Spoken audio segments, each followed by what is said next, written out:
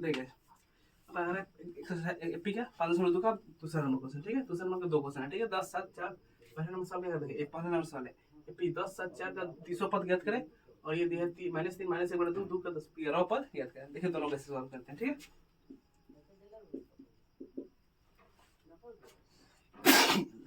देखिए पहले एपी लिख देंगे 10 7 4 का 30वां पद, ठीक है। अब देखिए पहले क्या था, ये जो फर्स्ट था ना इसको प्रथम पद बोलते हैं, प्रथम पद मतलब यानी कि ए। तो प्रथम पद कितना हो गया, प्रथम पद ए का मान कितना हो गया 10, ए का मान कितना हो गया 10, प्रथम पद ए का मान कितना हो गया 10। अब देखिए अब निकालेंगे सार्वअंतर, क्या निकालेंगे सार्वअंतर डी बराबर सार्वअंतर को हम लोग दूसरा पद में से पहले पद को घटा देंगे, दूसरा पद में से पहला पद को घटा देंगे तो ये जगह 7 - 10 = -3, ठीक है। दूसरा पद माइनस पहला पद और n कितना दिया 30 पद का निकालना है, पद कितना दिया 30 यानी n टर्म दे दिया 30, n का फॉर्मूला लगा देंगे, n बराबर क्या होता है a + n - 1 × d, n बराबर क्या होता है a + n - 1 × d, n की जगह कितना रखना है 30 रखना था, a 30 = a का मान कितना है 10 प्लस n की जगह पे 30 - 1 d की जगह पे -3, a 30 कितना हो जाएगा 10 प्लस 29 × -3, ए 30 कितना हो गया 10 प्लस माइनस गुना कर देंगे तो 87 हो जाएगा,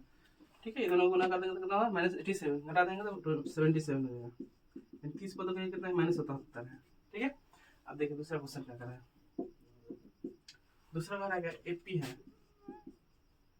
करे -3 -1 बटा 2 और 2 का 11वां पद का 11वां पद, देखिए 11वां पद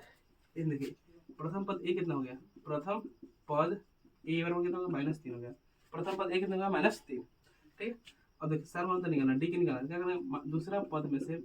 पहला पद को घटा देंगे, दूसरा पद में से पहला पद को घटा देंगे तो देखिए यहाँ पे डी रोल का हो जाएगा -1 बटा 2 और देखिए माइनस प्लस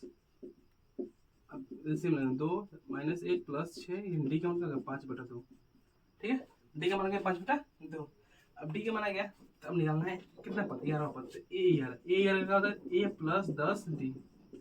ए 11 का होता है a + 10 d, ए 11 निकालना, ए का मान कितना है -3 दिया है प्लस 10 डी की जगह पे 5 बटा 2, 2 से काट देंगे 5 में कटेगा, ए 11 कितना होगा -3 प्लस 25, 3 25 में 3 जगह 22 हो गया आंसर। नंबर 3 का सॉल्व करना, ठीक है। क्या करना, निम्नलिखित एपी के खानों पदों को व्यक्त कीजिए, इन जो डिब्बा यहाँ पे क्या है एपी का टर्म्स उसको हमको फिल करना है, ठीक है। अब देखिए क्या करेंगे,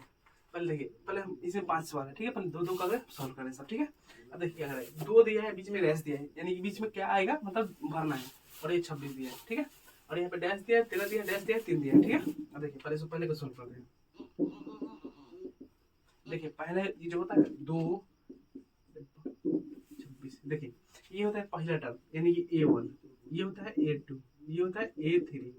ठीक है, ये होता है पहला टर्म a1 a2 a3। अब देखिए क्या करेंगे, पहले देखिए सवाल में जो दिया पहले वो लिख लेंगे, ठीक है। a1 का मान दिया है, a1 का मान कितना है 2 और a3 का मान दिया है, a3 का मान कितना है 26, हमको निकालना है a2 निकालना है, ठीक है। अब देखिए a1 यानी कि a1 यानी कि a, a1 यानी कि a1 जो पहला टर्म होता है वही a प्रथम पद भी होता है, ठीक है। अब a2 a3 को क्या लिखेंगे, a3 को लिखेंगे a3 को a + 2d, क्या लिखेंगे a + 2d = 26 हो गया, a3 को क्या लिखेंगे a + 2d, n की जगह यानी जहां जहां रहेगा जितना रहेगा ना वहां से एक कम करके डी ले जाते हैं, ठीक है। अब देखिए a + 2d बराबर कितना होगा 26, अब देखिए एक मान कितना दिया है 2 दिया था, 2 + 2d = 26 हो गया, ये प्लस जाएगा प्लस हो जाएगा तो माइनस क्या हो जाएगा माइनस, 2d = क्या होगा 26 - 2, 26 में से 2 जाएगा तो कितना होगा 24, 2 से काट लेंगे कितना होगा 12 बार में, तो डी का मान कितना है 12, ए का मान आ गया डी का मान, ए क्या है दूसरा पद है, दूसरा पद को हम कैसे लिखते हैं a + d, दूसरा पद क्या लिखते हैं a + 1d यानी कि d, दूसरा पद हमको निकालना है, ए का मान दिया है हमको ऑलरेडी 2 दिया है प्लस डी की जगह 12, तो 12 तो कितना होता है 14, दूसरा पद कितना हो गया 14, इस डी में क्या हो गया 14, ठीक है। अब देखिए दूसरा डी कैसे सॉल्व करते हैं, दूसरा में क्या करें डैश 13 डैश 3, ठीक है, इसको सॉल्व करना है, ठीक है। पहले इसको नीचे मान लेंगे ये है a1, ये है a2, ये है a3, ये है a4, पहले सवाल में जो जो देगा उसको पहले हम लिख लेंगे, हम a2 का मान दिया है A2 का मान कितना है 13, A2 की जगह कितना है 13, A2 की जगह 13 और A4 दिया है। अच्छा हम A2 की जगह क्या लिख सकते हैं, A2 की जगह A प्लस डी लिख सकते हैं, A plus D is equal to 13, equation first. A2 की जगह क्या लिख सकते हैं A प्लस डी, देखिए कैसे यहाँ से n बराबर क्या होता है A plus n minus 1 into D होता है। अब n की जगह हम 2 रखा था, 2 में से 1 जाएगा तो 1 हो जाएगा, यहीं से हमेशा जितना भी n रहता है ना वहाँ से एक n कम हो जाता है, एक कम हो जाता है, ठीक है। अब देखिए अब दूसरा मिसाल करिए A4 दिया, A4 का मान कितना दिया 3 दिया है, A4 की जगह लिखते हैं A प्लस 3d बराबर 3, इक्वेशन 2। समीकरण 1 का समीकरण 2 है, यहाँ से विलोपन या प्रतिस्थापन कहीं से लगा के AD का मान निकालेंगे। तो चलिए समीकरण 1 घटा 2 से, समीकरण 1 माइनस 2 से, समीकरण 1 माइनस 2 से हम विलोपन लगा लेंगे। तो क्या दिया A प्लस डी बराबर 13 और A प्लस 3d बराबर 3, घटा लेंगे, माइनस माइनस माइनस ये खत्म, एक ए डी में से 3d जाएगा माइनस 2d होगा, माइनस 2d ये 10 हो गया, 2 से काट लेंगे 5 टाइम, डी का मान कितना माइनस 5, वो डी का मान आ गया, ठीक है। अब देखिए डी का मान आ गया, डी का समीकरण डी का मान आ गया तो डी का मान समीकरण 1 में रख के ए का मान निकाल लेंगे, ठीक है। डी का मान समीकरण 1 में रखने पर, डी का मान समीकरण 1 में रखने पर, डी का मान समीकरण 1 में रखने पर समीकरण 1 क्या है A प्लस डी बराबर 13, A प्लस डी की जगह क्या है माइनस 5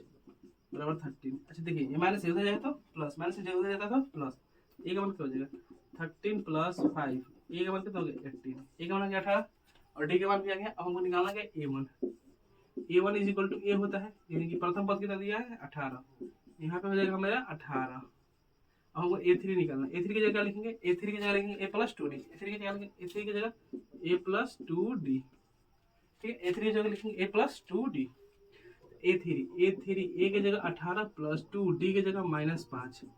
A3 कितना हो जाएगा 18 माइनस 10, 18 में 10 जाएगा तो 8, यानी कि हम मिल जाएगा आपको 8, यही होगा आंसर।